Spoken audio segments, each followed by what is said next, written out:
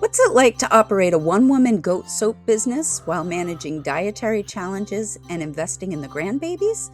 Find out as we visit with Tricia Wasden on this episode of Food, Flowers, and Fun.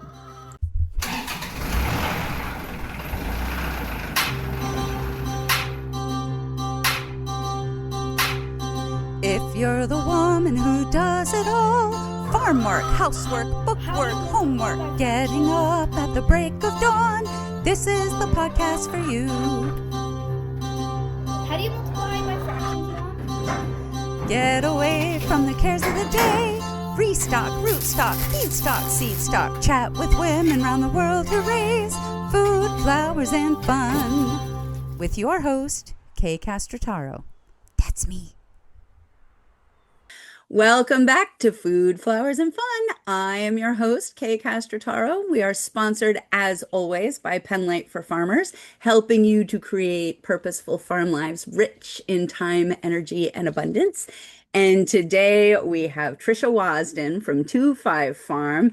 She is an amazing goat mom, all kinds of stuff going on, and we're just going to let her tell her story. Tricia, welcome today. How are you? Hi, thank you. Thank you for having me. I'm super excited to be here. Yeah, so a little bit about me. I am a mom of two girls, five boys, so that's what our farm is named after, 2-5 Farm.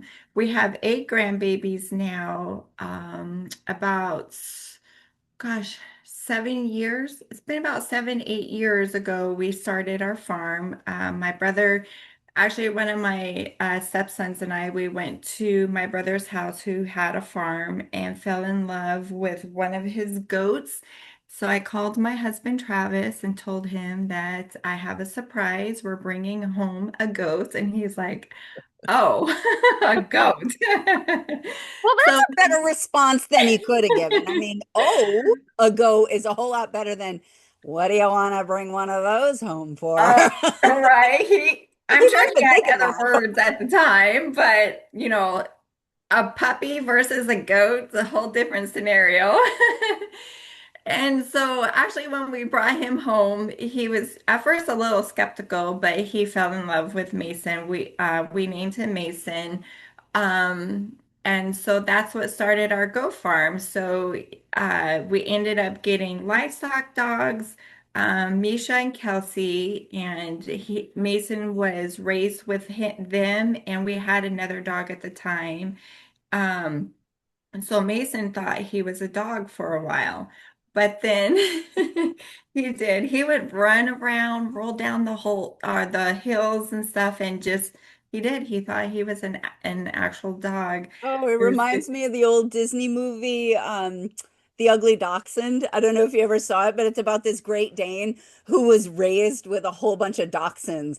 And so yeah, it's the same thing. Like he totally yeah. thinks he's a doxy and he's like trying to crawl under the tables, always getting into trouble, the poor thing. So, but this is a goat thinking he's a dog. And what kind of guardian dogs did you end up with? Because there are so Great, many different Great breeds. Pyrenees. Great Great Pyrenees. Pyrenees. Yeah, and we still have them to this day. So they're still in the back, thinking, well, they're the animals that we have in the back are our goats and chickens and turkeys. So those are their animals. They're not my animals. Those are their animals. So I just feed them and take care of them and love them, but those are theirs. They Yep. belong to them. But yeah, so with Mason, he started going into ruts, so we ended up getting him some girlfriends. So we decided to grow our farm, and then with that, we ended up getting a lot of goat's milk. And I am super sensitive to things. I have skin sensitivities, so I was looking into goat milk soaps, and it's all the good things, good benefits with goat's milk. So I'm like, well, let me just try to make some for the family because my one of the boys too had some sensitivities as well. So I started making it for us and then for friends and family, and everyone loved it. So now it at that time it turned into a business. So now we have a goat milk soap business, And to this day, and I wouldn't change it for the world. I love it. So I'm just thankful that we're able to help other people with their skin sensitivities and kind of learn the benefits of good natural soap versus the store-bought soap that is just filled with so many processed chemicals and things like that that are not good for your skin Yeah, yeah. and Talk to me causes. more about that because I feel like, I mean, goat's milk has been used for so much stuff. Like people who are allergic to cow's milk tend to Yeah. be able to eat goat's milk. So goat's milk has like this whole host of benefits. But tell me what it is that you think is really most valuable about the goat's milk as a soap base? Like, what does that look like? And what are the similarities and the differences for those of us who might not have gotten into making soaps like your host? Sure. So the benefit just the goat's milk itself. So especially with people with lactose intolerance, it's not so like harsh on your stomach versus cow's milk. The goat's milk, it provides so many nutrients and vitamins like vitamin D, vitamin A, vitamin K, so many good properties, not only for the inside, but the outside of your skin. So, like any eczema, psoriasis, even dry skin, itchiness. Like here in Arizona, we suffer from dry skin just because, we're a Not warm the heat, it's the climate. humidity. Yep. Yes, There is no especially in the humidity. summertime. So it really dries our skin out too, and then that just creates more issues for your skin. So just with the goat's milk, it just provides all these natural benefits, like I was mentioning, all the great vitamins and nutrients for your skin. So it's going to help moisturize and it will help moisturize instead of irritating the skin kind of thing. So yeah, it just provides more nutrients. And then just like with a store-bought soap, they're just filled with so many synthetic ingredients. Like, some have alcohol. Alcohol is going to dry your Right. skin. And then there's just so many ingredients on there that you can't pronounce that I just don't know what they are. And those are damaging for you as Yeah, well. my So my daughter got some cheese balls and she was reading the ingredients list of the cheese balls today yeah, and so many of those she was like, I don't even know what this is. I'm like, I don't even know what that is, but I'm yeah. pretty sure it's not good for you. And Like, definitely and no. that's kind of like with the soaps that Yes. you have all these chemicals in there. So what goes into your soap? Because I'll be brutally honest, which I am. I have never made soap in my life and probably never will because it is one of those artsy crafty kind of things that I really love having other people do and I'm really not at all remotely interested in doing myself because it's not my strong suit. Um, so tell me, what is the process like when you're making your soap? What do you put in? What do you not put in? What does it look like? Yeah, so with our soaps, when I make the soaps, I do a big batch at a time. So I make about 100 bars at a time. So what I use is our raw goat's milk, and it has to be raw goat's milk. Some people will use like a soap-based goat's milk or powder goat milk, and I feel like the properties in the goat milk and that have been disturbed, so you're not going to get like the full benefits of the raw goat's milk. Okay, so even like pasteurized goat's milk, like if you were to Yeah. buy it from somebody who actually Mhm. pasteurizes because it's been heated and the heating Yes. denatures some of that, right? It definitely does, and people don't realize that, and they will think, oh, goat milk soap, oh, it's going to be so good, but you definitely want to make sure it's from raw goat's milk because none of the properties have been disturbed. So we use our goat's milk. I use mango butter, I use shea butter, I use kokum butter and olive oil and coconut oil. So all of those add more benefits to your skin. So more hydration, more nutrients, more vitamins for the skin. And then for the color, I use all natural coloring. So I um, use kale and clays, botanicals, um, um, turmeric. We also use like raw honey in the soap. We also use like sea salts, things like that in the soap too, just to add more nutrients for your Okay. skin.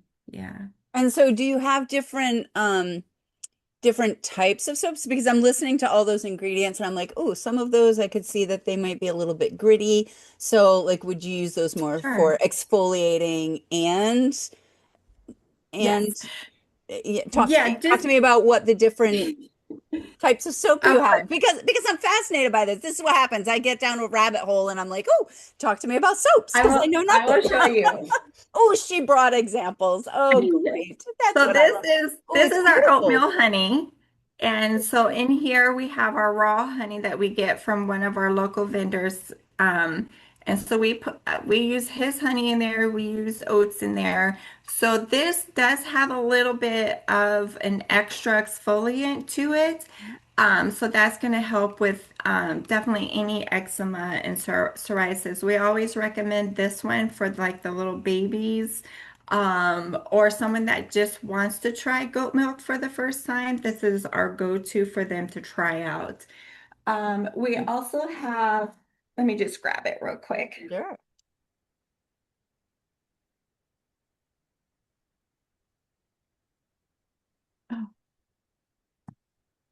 And we also have our Ooh. turmeric. So our turmeric does add a little bit of an extra exfoliant as well. Goat's milk itself is a natural exfoliant, but this is just additional exfoliant. It's not like harsh on your skin. It just goes on, just kind of help exfoliate just a little bit more versus just the raw goat's milk itself. With the turmeric, it adds additional benefits for your skin too. And then we So, have, so I was let's yeah, ask about the turmeric for a minute because like I have had a bout of pseudo gout, which is like basically just inflammation that happens and nobody's quite sure exactly why it is. But one of the things that I take for that is turmeric yeah, with the black pepper in it because it's so yeah. good at reducing the inflammation and really actually works better on reducing inflammation than any like ibuprofen or aspirin type thing that I've ever taken. It's amazing to me how I don't know that there's something really powerful in that turmeric. But I'm curious, do you know of does it have the same kind of effect as a topical application as it does as a, I mean, I'm sure it's not the same quality, but I'm just curious if there's any of that kind of benefit as well.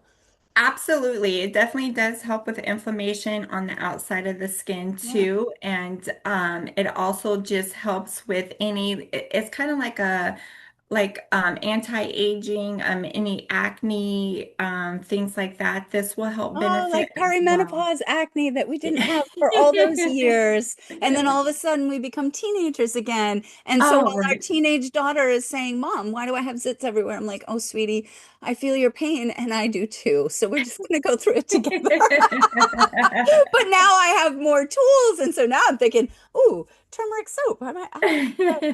You sell stuff online? Do Yeah, you we sell it? do. Yeah, we do have a website. It's Show notes. 25farm.com. Show notes, Yeah. babies. We also here infuse we have our garden, so we do our vegetables and fruit and things like that. And I also do our calendula and our lavender. So I infuse our own calendula to put in our products like our lotion, our face cream, and some of our soaps as well. And our lavender will go into our lavender lotion and our lavender soap. So we just like to try to keep things as natural as possible so Yeah, you can get the best from the soap kind sure. of thing. Sure. Yeah. And then I think I saw one that looked gray, and I'm assuming that's the kale and clay. Is that, I think you, did you Oh, bring that one up too? oh, Or, this is the tea tree mint. So this oh, one shit. has the activated charcoal in there. So this is definitely an extra exfoliant. So it is kind of a little more harsher. It's not going to feel like rough on your skin, but it does bring that extra exfoliant to your Yep. skin. And this is more of like when you get into the shower first thing in the morning and you just want to feel like refreshed, revived, this is your go-to. I'm thinking too, like feet and hands for those of us Mhm. who like Uh-huh. calluses and that kind of Oh stuff yeah. might be nice for Oh, it definitely. And we also have had customers tell us that it has helped, like with like if they had a bruise on their skin, they felt that. like it helped heal their bruises faster than normal. So So interesting. yeah. Interesting, interesting. So All right, so we have obviously gone into a deep dive into the into the world of soaps. But you do a lot of other stuff too. You've got a lot of livestock on your place. So talk to me about the other livestock. What else are you doing instead of besides the goats? And you've got some fruit trees. Like, talk to me about your whole like farming history and how you got to where you are now. yeah, so we with that wanted to do our we wanted to grow kind of like our own food. One day I'd love to have like a food stand here so I can have people come and pick out their vegetables, come and pick out their fruits, and come of course and pick out the goat milk products as well. So yeah, we do our own vegetables, we do our own peppers um and our own fruits. So when we first started growing our garden, we started having issues like with rabbits and stuff eating all of our vegetables. So we had to revamp our garden and make it rabbit proof. And so we ended up with so much peppers. We're like, oh my gosh, what are we going to do with all these peppers? So we started learning how to pickle. So we started pickling our peppers, our cucumbers, and we started making our own like Tabasco sauce from our peppers. With our fruit, we make jelly, jam, and then we make wine with it as well. Mm. So that's always exciting in the summertime when we get our fresh fruits. And then, of course, we have our vegetables. So we pickle our cucumbers, we pickle our okra. What Ooh, else do we pickled pickle? okra. How do Oh, you yeah. use pickled okra? So, Some of us don't do a lot with okra. So, for me, okra is something that I use as a soup thickener, basically. Like if I want to thick or smoothies, actually, I will say oh, we've used them in smoothies, and oh, yeah, I mean, you don't want to go too heavy on it because it can taste kind of okra-y, but you get the little frozen okra cubes. Oh, yeah. Or you've got your own okra. So freeze it up and chop it and then throw it in a smoothie and it definitely thickens it up. And yeah, oh, that's actually good to know. I didn't realize you could do that. super Wow. yummy. Yeah. We Well, try we everything in tried. a smoothie. Well, we tried pickling the okra and it didn't turn out like we thought it would. So we of course did our vinegar solution with our spices and our dill and stuff, and then we put it in the okra just because we had so much and we were just pickling other things. So we thought, well, why not try pickling okra? But it didn't turn out right. So we stopped doing that. But so we freeze the okra now, and some of our leftover peppers that we have, we freeze as well. We do watermelon, we do cantaloupes, we do pumpkins for the kids, for all the grandbabies. We have 8 grandbabies now. So in the fall time when it's Halloween, we always enjoy that time because the babies get to come out and pick out their own pumpkin, and Yep. just trying to see them carry their own pumpkin is, oh, it's speechless. Yeah. So, When yeah. we were little, my dad used to carve our names in the pumpkins when they were still green. And so Oh, then our names would it would scab over. And so then when they were ripe, we'd have our names written on our own pumpkins. So oh, yeah, that was like my neat. favorite thing. It was one of those cool things that I'm like, Yeah. "Oh, I want my pumpkin." Oh, that is so neat. I'll have to try that. That is actually a great idea. I'll have to try Yeah, that. yeah, it works Yeah. great. Yeah. So the animals that we have on our farm right now are goats and chickens and turkeys, and of course our Great Pyrenees. Sometimes we have cows. that we raise for as well to have our own meat. Hmm. We are thinking about getting meat birds to do our own chickens as well, or so we can have our own chicken meat as well. And that's where we're kind of at right now. So, So it sounds like, are you selling, like, are most of the things you're selling value added as opposed to, like, it doesn't sound like you sell the goat's milk a whole lot on its own. Is that correct? no, no, I won't sell it right now just because I don't pasteurize it and I want to be licensed to sell it. So Right. at this time, I won't sell it because I won't pasteurize it. So, Right, right. yeah. And what about some of the other things? Because you've talked about you make your own Tabasco too, right? Oh, yes, Yeah, yes. talk to me about Yeah. that. Do you So sell we, that? Do you sell any of these yet, or does that need like a commercial kitchen? Um, um, where are I you don't. at with that? Yeah, sure. So I don't know if it needs a commercial kitchen. That's something I'll have to look into because I know with salsa, all you need is your cottage license. Yeah, yeah. So, and that I do have, but right now we're not selling it, because we just started making it for us and of course our friends and family. But that is something that is on the table that we're thinking about doing for the future of, is to start selling our own Tabasco sauce and stuff just added to our farm. So yeah, I have to definitely look into it to see if I do need like a commercial license, but Right. I'm not 100% sure. Yeah, As no, I'm never sure either. And I think that I mean the laws differ from state to state for sure. And yeah, also they change over time. So, yeah. what you can do with just a cottage or a farm kitchen license, I think is Hmm. probably different from state to state. So I'm just always curious about how different farmers navigate the legal stuff. Right. And talk to me about that. Like, what was involved in getting your cottage kitchen? Because I know some people are really scared of it. And I'm like, I don't think it's really as complicated as a commercial kitchen. Like a commercial Oh, kitchen's a whole different ball of wax. But yeah. what was it like for you? What did you have to do to be able to get your cottage kitchen license? So for Arizona, just to get your cottage license, you have to get your food handler's card. Once you pass that, then you submit for your cottage license and then you're approved. So it's just something simple. So it's basically you just pay for it. It lasts for 2 years. I got my cottage license because I make sourdough bread and I was thinking at first, Oh, going to start selling it. But the goat milk soap business kind of is um takes more of my time, so I took don't over. have time. Yeah, so I don't have time to make all the sourdough bread and sell it, but it's just good to have. So if I do like a farm stand or something here on the property, then I can do all the sourdough bread.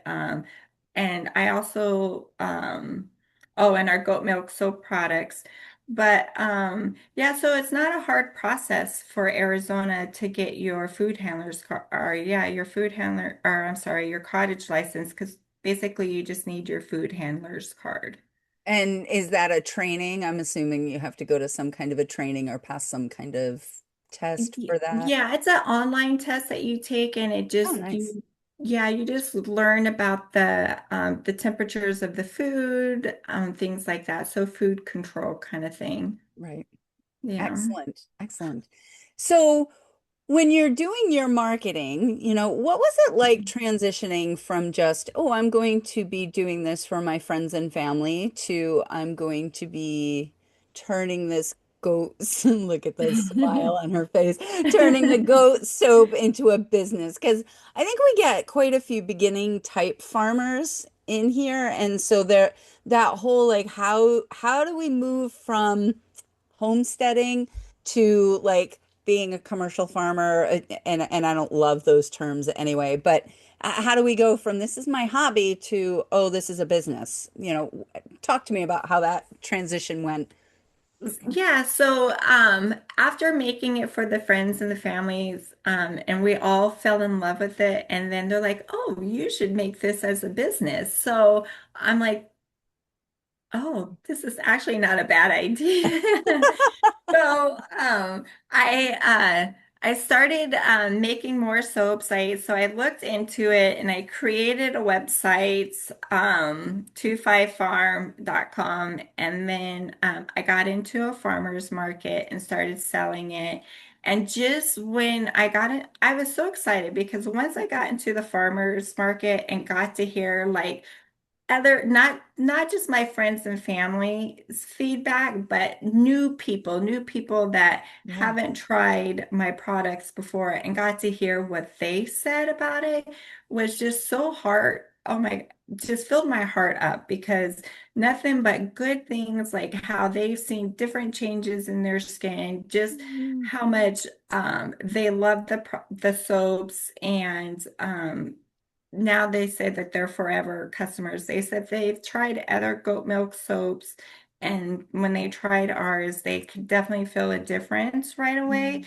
And and just to hear all the positive feedback, even helping with little babies that have had eczema, and they've tried so many different products, and they would just cry because it was painful and hurtful. And when they tried our soaps, that we got such great feedback about it that it helped clear up their eczema, and the kids don't even cry, didn't even cry even when using the soap. So just hearing things like Oh, that, wow. this is why I just turned it into a full-time business because I want to be able, for me, I used to be in the medical field and I left the medical field 2 years ago and to do my business full time. But for me, I have this passion where I love to help people. I'm just this nurturing person. And then for me to help other people is just so amazing. And then with my products, helping other people is amazing too. So that's why I just keep going forward with this. And I wish there was like one of those buttons, like we have a pause button, but I wish there was a button saying, "Oh, that I could just tell the world, like, here, I can help you, I can help you Yeah. with anything with your skin issues." And one day, hopefully, that will be me being able to help the whole world. So, Oh, wow. I yeah. totally love that vision. So, since we're talking about building farm lives and farm businesses, like what are you using right now as your marketing platform? Like you've got a farmers market that you go to? How many farmers markets? So we do. We're sometimes it's 2 to 3 markets a week, and with the same company. They just have a couple markets during the week as well. Um, and then so I do that, and behind the marketing, I'm the the all person. Yes. So I do it Yes, we all. love those one woman shows, don't we? Yes. Yes, I do that's it me. all. I am And we'll trying. talk about how you handle doing it all in a Oh minute. But yeah. let's talk about the all that you're doing first. So I do all the marketing, I do all the making, I do all the social media, podcasts, our videos as well. So I'm the person that does it all. I'm trying to talk my daughter into coming aboard now and helping because I think I'm at that point where I do need some help. Um, so that's something that we're working on right now, and hopefully she'll be here soon to help mom. So, so while you're doing all of this, because you have a very full life, you've got all the growing that you're doing, you've got the animals that you're doing, you've got the processing, you've got the marketing. I'm assuming if you're doing it all, you're also doing the packaging, and if you're selling online, you're shipping. Yes. Correct. Yes.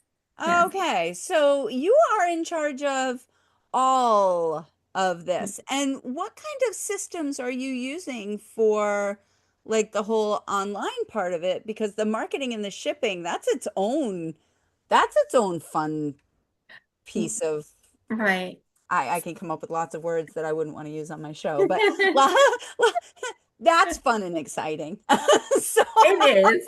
It definitely is. And I don't mind it. I love having the orders come in. So I try to set up like I try to do like time management, kind of like a schedule that I try to go by daily. So when the orders come in, I always do them in the evening time after I'm done with the animals, done with dinner or anything like that. Then I'll come into the soap room and fulfill the orders and get those ready for the next day to go out.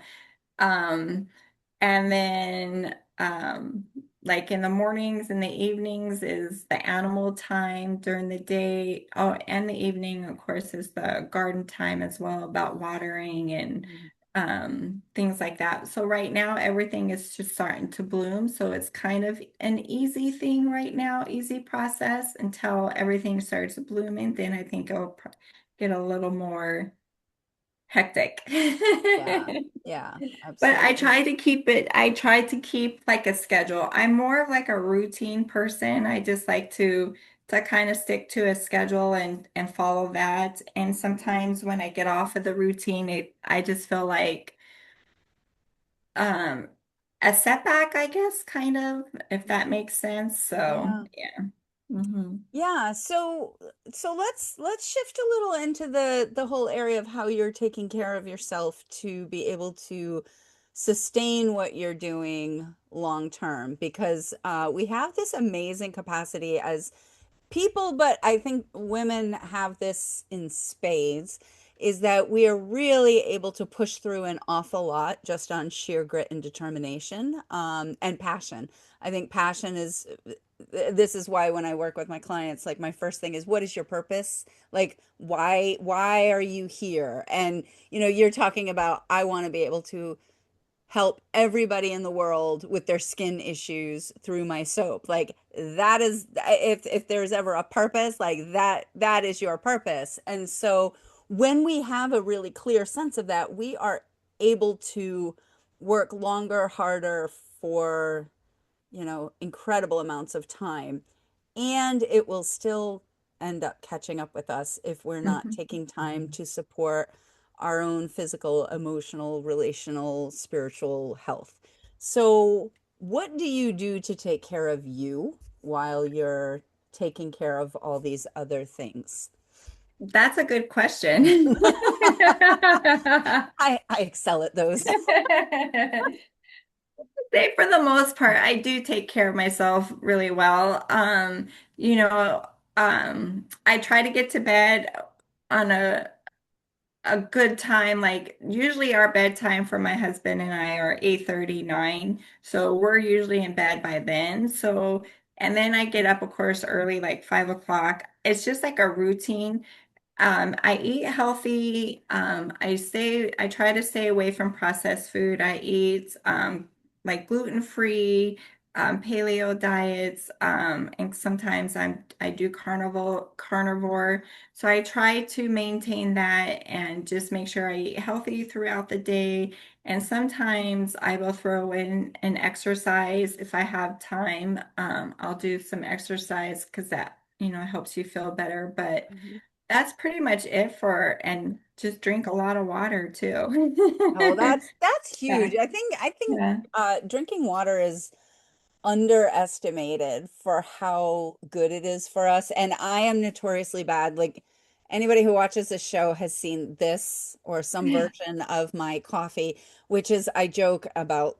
I drink tons of water. It's just all filtered through coffee beans and coffee grounds, which is not the way you're supposed to drink your water, boys and girls. You're supposed to drink just plain water or with some fruit thrown in there. But regular water is actually really, really good for you. And it does also support, your beautiful glowing skin and, our energy and rejuvenating our cells because we are 70% water. And when we're drinking our water filtered through ground coffee, that's actually a diuretic. And so what that does is it takes all that lovely water and it just gets rid of it. And so although I drink copious amounts of water, I'm also doing it in a way that's not really super healthy. So I'm putting a plug in for that water and I'm saying yes, I too need to do more of that. And I can tell at night actually. that's when I'll start to feel dehydrated and be like, oh, I Mhm. really need to drink something. And Yeah. that will be when I tend to go for water. But Yeah. it's better if you actually drink it throughout the day. Yes. Um, yeah, Yes. and talk to me about the carnivore diet because my parents are on a carnivore diet, and I've got to say that when they first said they were going carnivore, I was like, seriously, that just does not sound healthy. And I will say, so to all of you out there, this is not medical advice. Please do not take any of what we are saying. None of us are doctors. I don't believe No, you're a doctor. She was in the medical field, but not a doctor. not I a am most doctor. certainly not a doctor. I didn't even play one on TV. So we don't want to say that we're doctors. But I will say that for my parents, when they started that whole carnivore thing, I was like, wait a minute, you're only eating meat? And they're like, yes. And you're only eating like really fatty cuts of meat? And they're like, yes. And I'm thinking, that goes against everything I've ever been taught about taking care of your cholesterol. And yet I did kind of look back and say, and yet there are indigenous people like the Inuit that is pretty much what their diets were because Mhm. they're up around the Arctic Circle and you can't grow anything up there. Like there's Right. practically, I mean, there is some grasses and stuff and mosses at certain times of the year, but most of the year they're living off of seals, which are like super high fat, or whale meat, which is super high fat, and reindeer. So like Oh, that's wow. kind of that's the way Yeah. that indigenous peoples up there survived, Mhm. for millennia. And so I did kind of have a little moment where I was like, all right, so maybe there's something to this, that we can eat just meat and be healthy. And I will say they've lost a ton of weight. They both feel great. And my mom has huge inflammation issues. And Oh, so yeah. that seems to really help with her inflammation. Like she is Mhm. more mobile after being on this. And I think, some of it is definitely controlling the weight, but it's also I think it is something about that inflammation. And so my feeling on this, and this is again not based on anything other than my very imperfect observation, is that I think certain bodies are really uniquely designed for that kind of a diet and others aren't. Like if because I tried it for a little while and I got maybe 2 weeks in and I was like, if I don't have some strawberries, I'm gonna die. Like I've never craved fruit in my life, but I was Oh, like craving fruits and vegetables. But if I don't eat red meat for a long time, I will crave red meat. So I'm like, I think my body just really does best with an actual, like, well-rounded diet. Like I need all of those different things. So tell me about your experience and how come it is that sometimes you're carnivore and sometimes you're not, which is what I'm hearing. yeah. So, I have an autoimmune disorder, and so it it's I need to be gluten free because I get super inflamed if I eat processed food. I'm really affected by it, and I get sometimes where I have to take a Benadryl because I'm really sensitive to it. So, my husband and I, we started researching, what kind of good diets would help me with my autoimmune. Yeah. And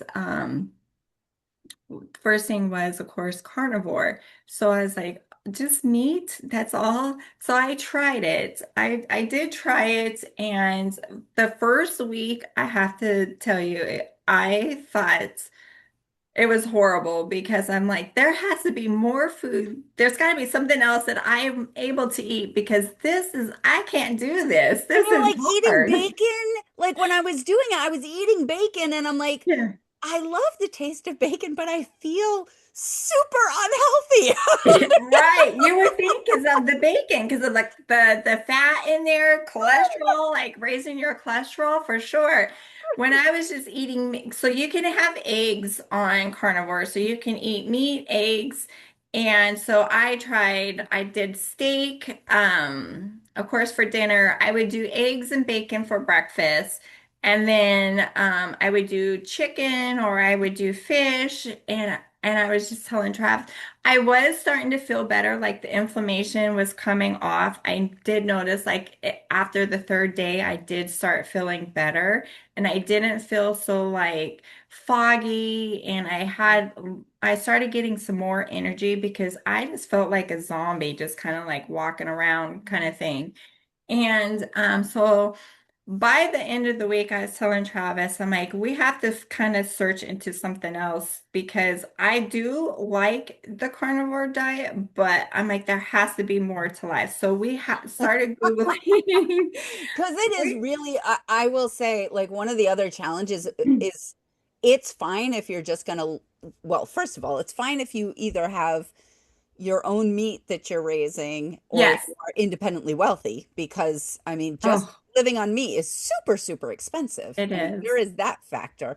But there is also the social factor that when you go out to a restaurant or if you go out with friends, like to a party or any of that stuff, like 99% of the rest of the world does not live that way. And Yeah. so then you'll go to a party and it's like, well, I can only eat meat.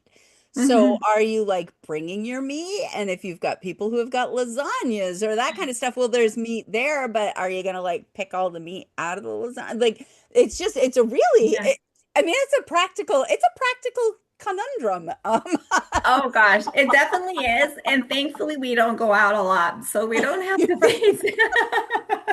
So Problem solved.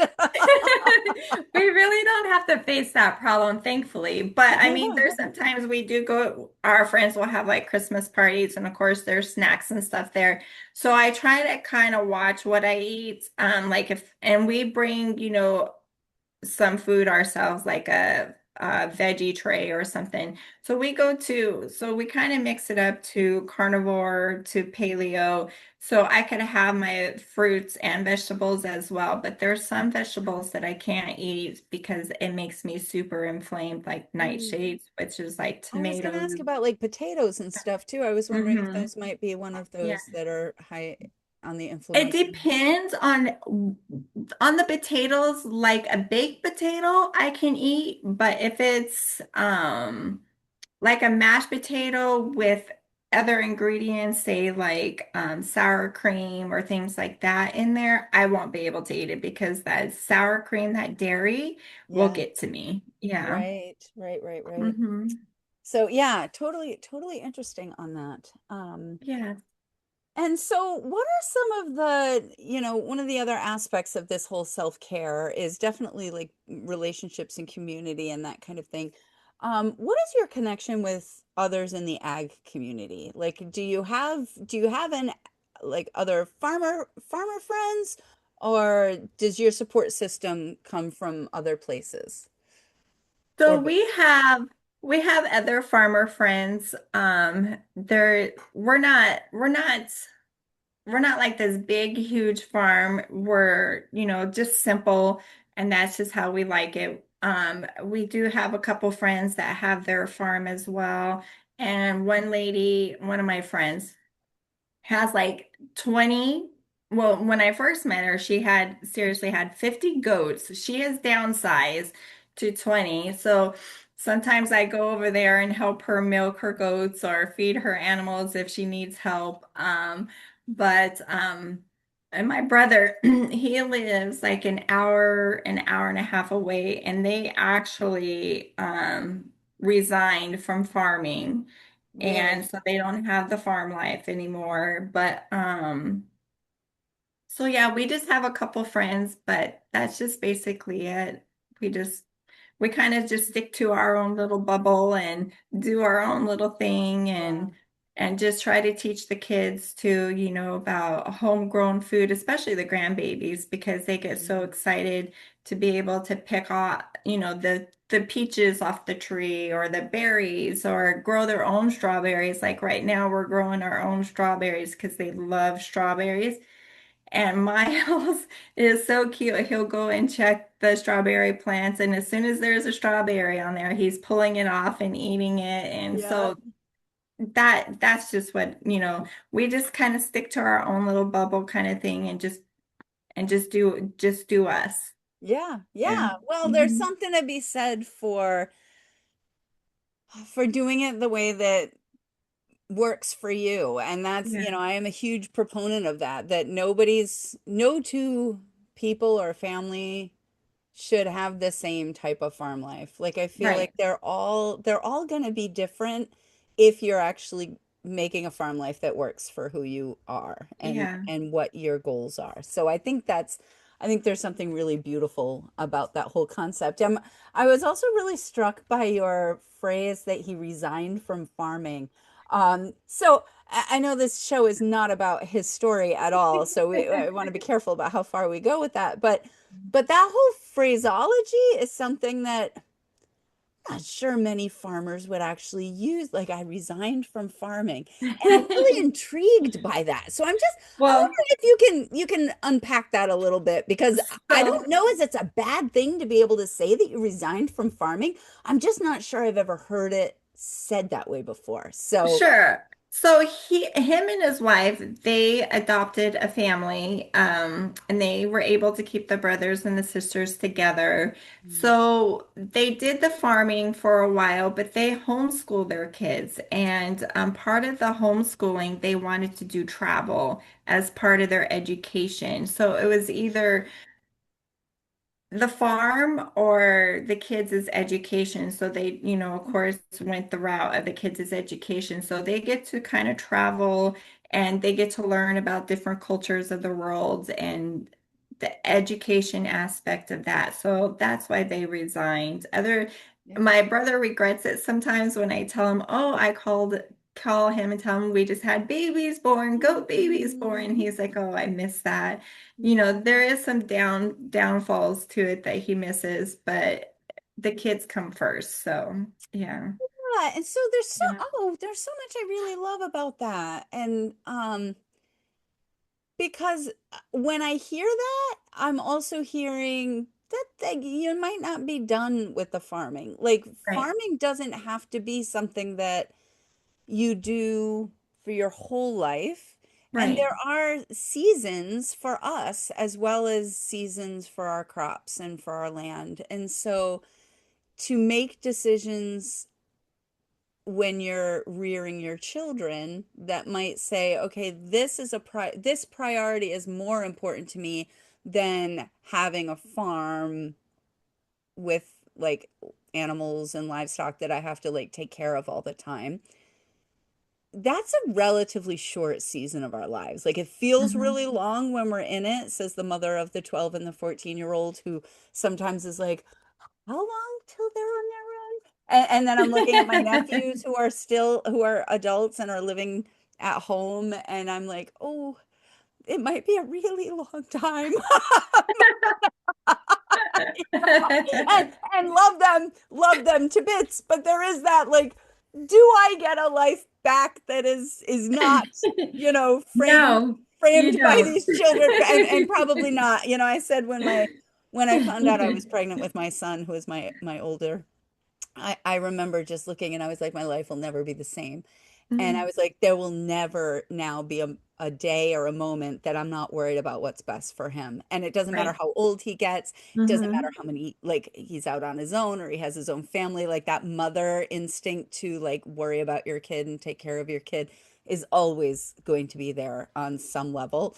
And yet, the time does come where they no longer need you to be driving around the country or flying around the world to give them an education because now their education is either at a university level or they're supposed to be self-sufficient and getting their own jobs. So I don't know, it could be a thing where your brother ends up coming back to farming as a almost like a third career, like and I'm totally cool with that. And honestly, like as I say this, that's kind of the path that I took. I grew up on the farm and then I went away to become a teacher. And so I taught for a couple of years.